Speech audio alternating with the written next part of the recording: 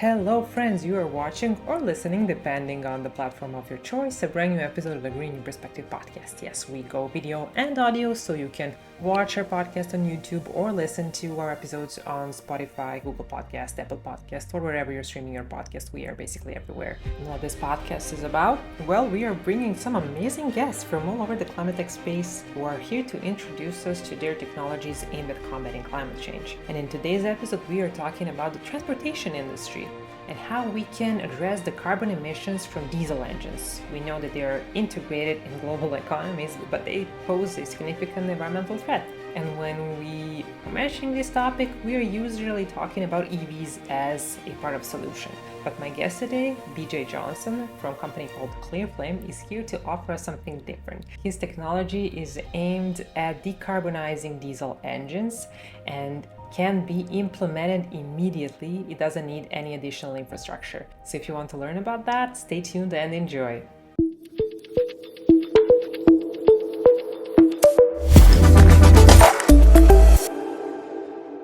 Hi, BJ. Welcome to the Green New Perspective podcast.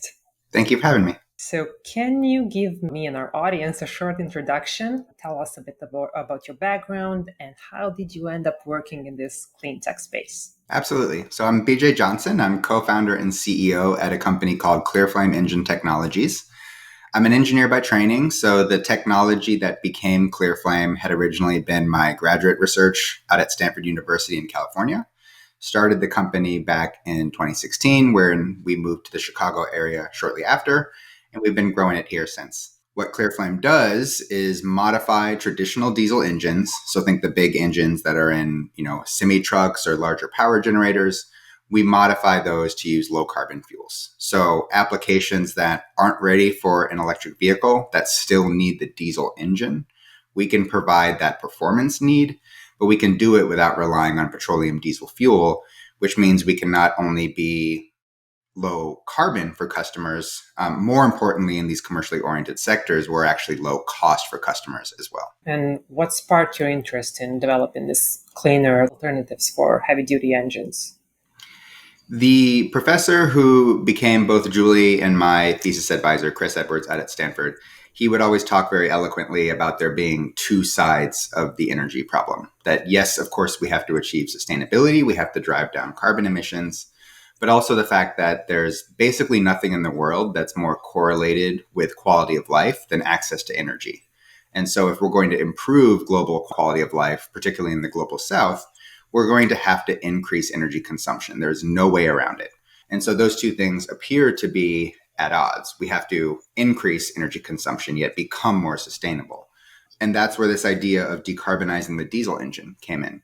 Diesel engines drive global economies. We're reliant on them here in the US. We're even more reliant on them in developing economies. We need that engine designed to persist.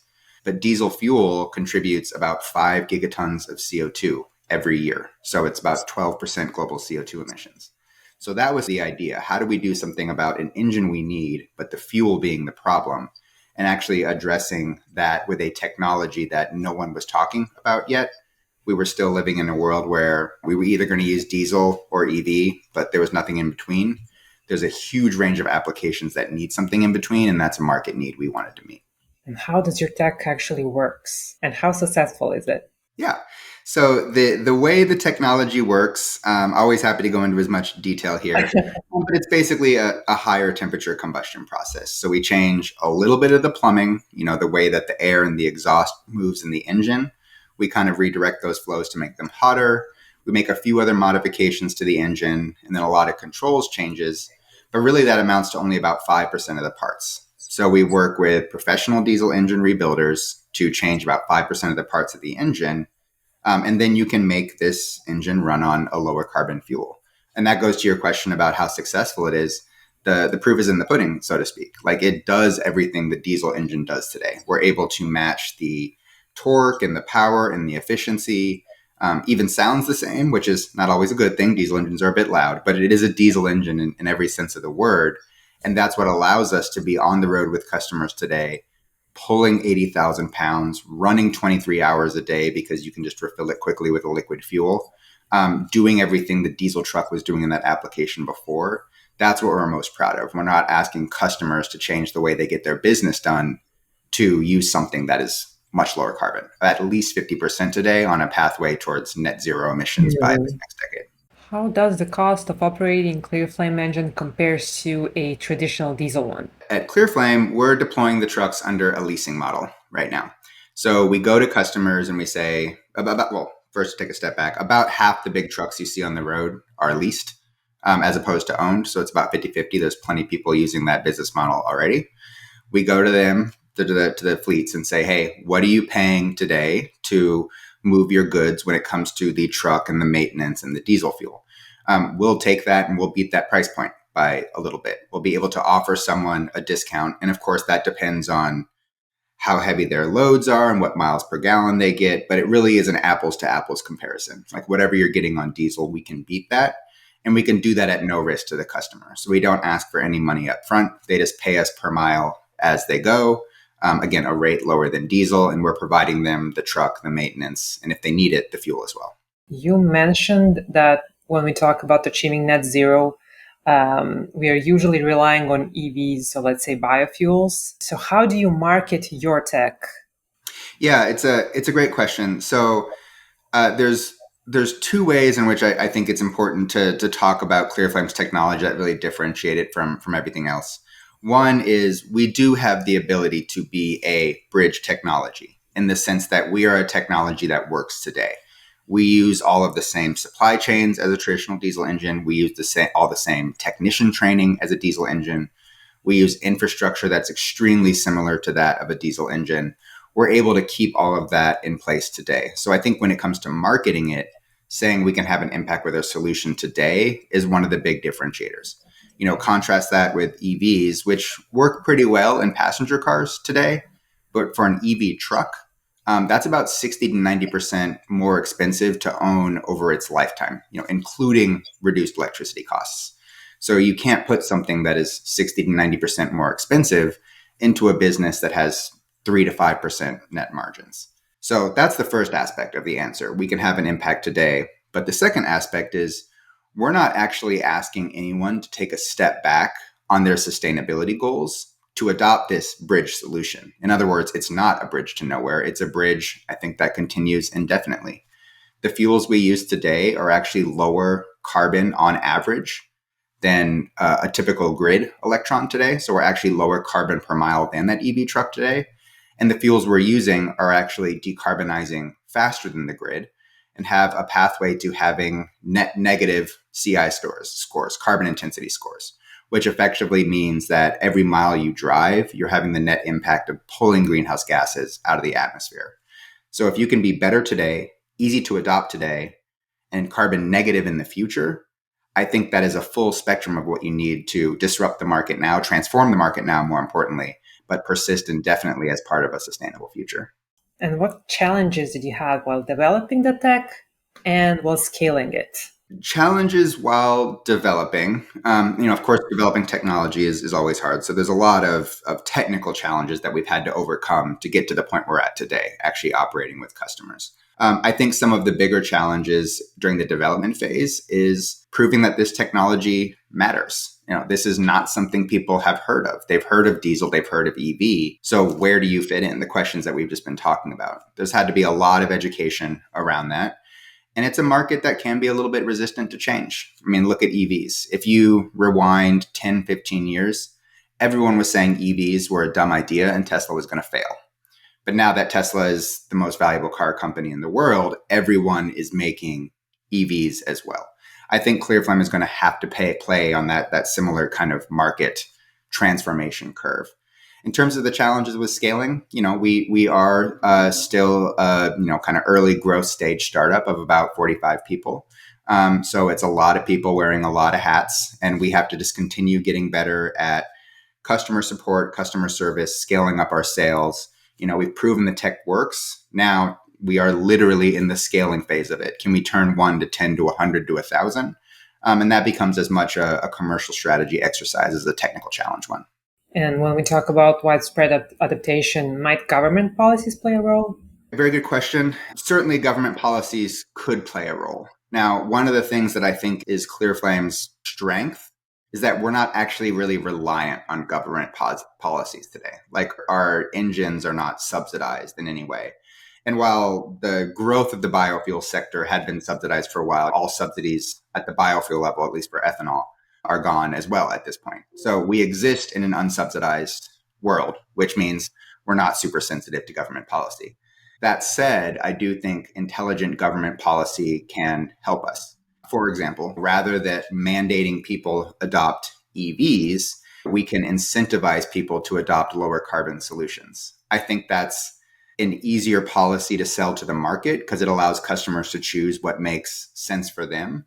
I think it actually also makes more sense for the environment. I don't think a policy that says an EV that might be getting recharged by a diesel generator, which is happening a lot these days, that should not be treated as cleaner than a combustion engine that is running on a carbon negative fuel. So by incentivizing the outcome, decarbonization, rather than the means, EV versus engines, I think we'll get more reception to decarbonization and as a result, faster decarbonization, which is ultimately what we all want. And what recent developments or announcements are you most excited about within ClearFlame? So we have recently crossed the hurdle into being a post-commercialized, post-revenue company. So started rolling out, thank you, started rolling out our product with customers in early July, running largely around Iowa.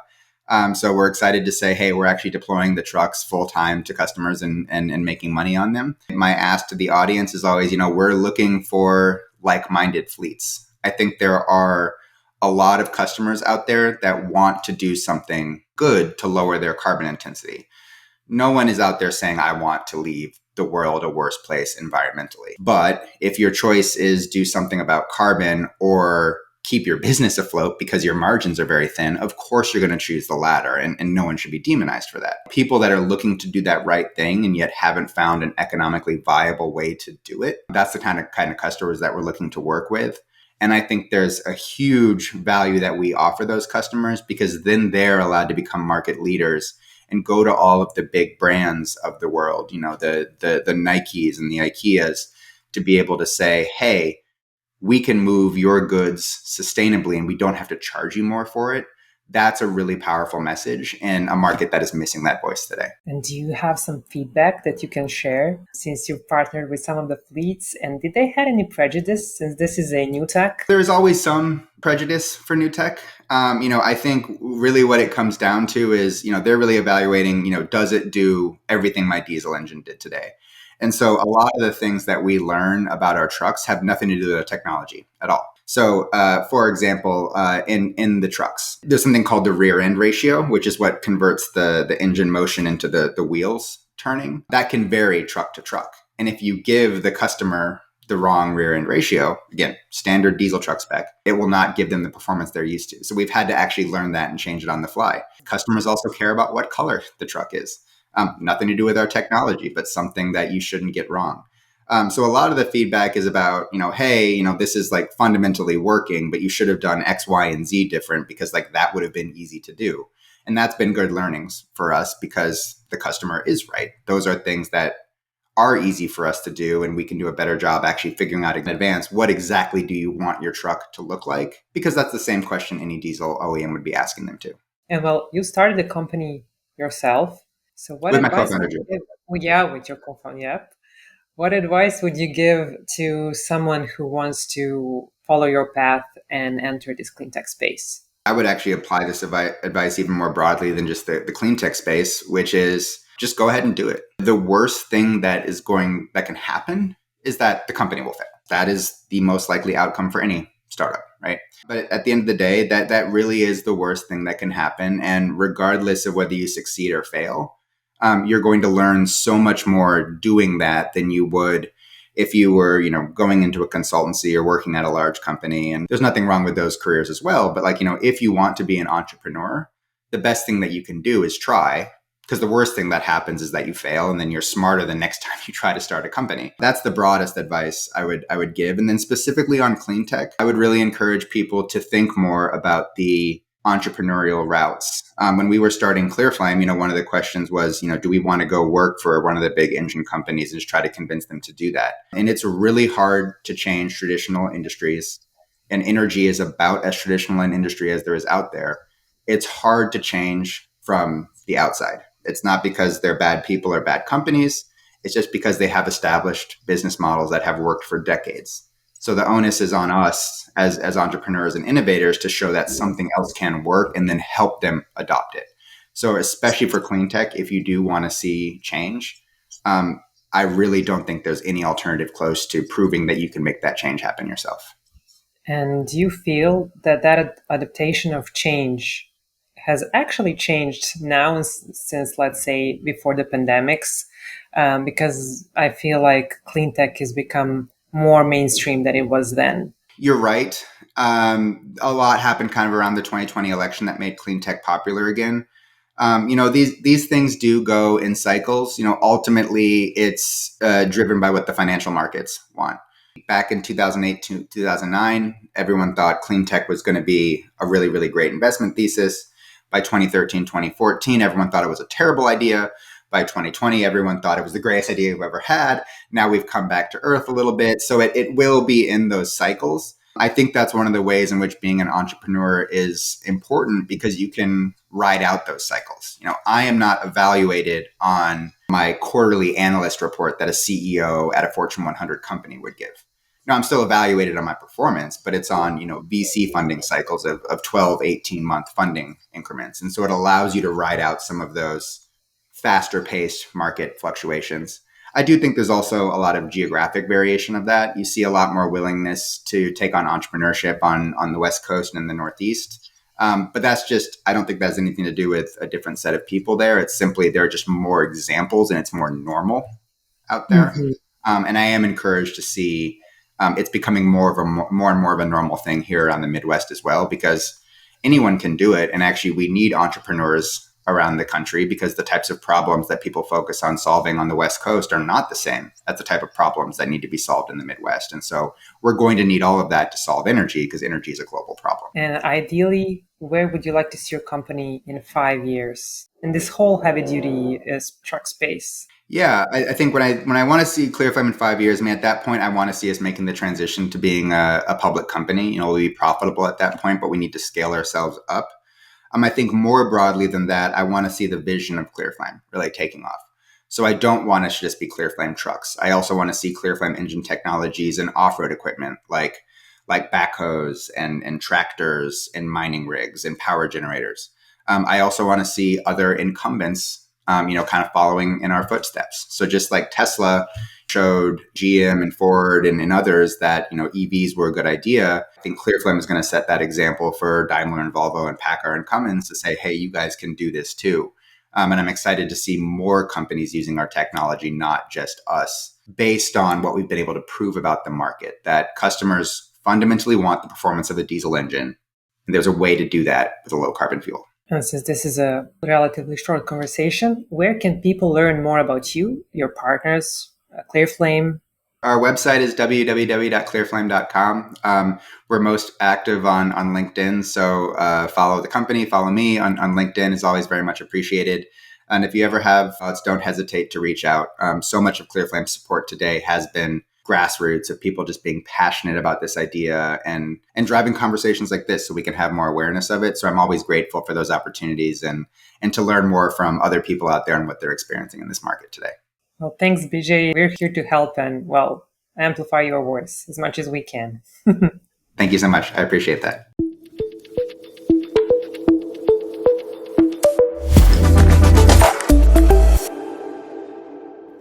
Thank you for tuning in to Green New Perspective. This podcast is proudly sponsored by New Perspective. We are a Boston-based marketing agency working with cleantech clients solely for over 20 years now. And if you want to check out how we help our cleantech clients grow, you can click on the link in the description of this episode. If you like what we do here with the podcast, giving some amazing people from all over the clean tech space a place where they can showcase their innovative tech aimed at combating climate change, you can support us in so many ways. You can leave reviews, comments, or consider subscribing to our channel on your favorite streaming platform. We've noticed that around 75% of you who are regularly watching our show are not subscribing. So just by hitting that subscribe button, you could help us to grow, to get even more people from the climate tech space space and create additional content. So please consider doing that. Thank you in advance. And of course, thank you for tuning in to this episode, and hopefully I'll see you in the next one. Bye!